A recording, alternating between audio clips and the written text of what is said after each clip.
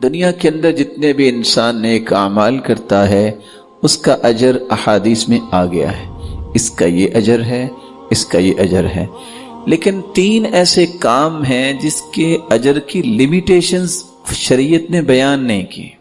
ان میں سب سے پہلا روزہ ہے۔ رسول اللہ صلی اللہ علیہ وسلم نے فرمایا، حدیث قدسی ہے، الصوم لی وانا اجزی بہ، روزہ میرے لیے ہے تو اس کا بدلہ میں ہی قیامت کو دوں گا۔ دنیا میں اس کا اجر بیان نہیں کیا گیا۔ اللہ تعالیٰ کتنا دیں گے ہماری عقل وہاں تک سفر نہیں کر سکتی۔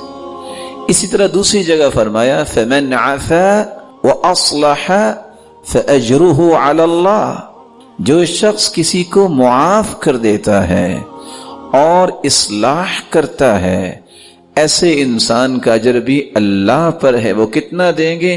اللہ اپنی عظمتوں اور شانوں کے مطابق دیں گے۔ مثال سے ایک بات سمجھاؤں گا، اور مثال اللہ کے لیے ممکن نہیں ہے۔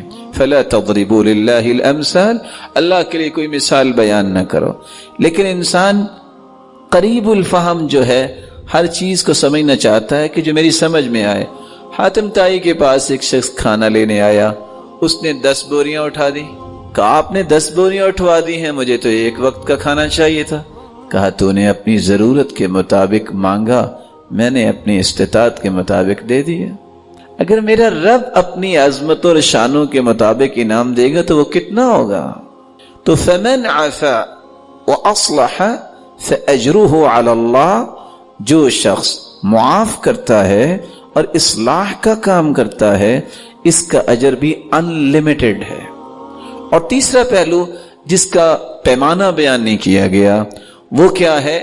نون والقلم وما يسطرون ما انت بنعمت ربك بمجنون وان لك لاجرا غیر ممنون۔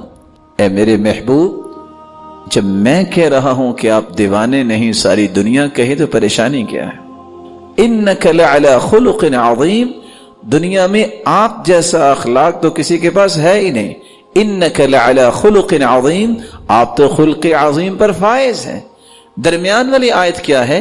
وَإِنَّ لَكَ لَأَجْرًا غَيْرَ مَمْنُونَ، لوگوں کے تانے سننا، لوگوں کے مذاق سہنا، لوگوں کی تکلیفیں برداشت کرنا، اس کا اتنا اجر ہے انلمیٹڈ۔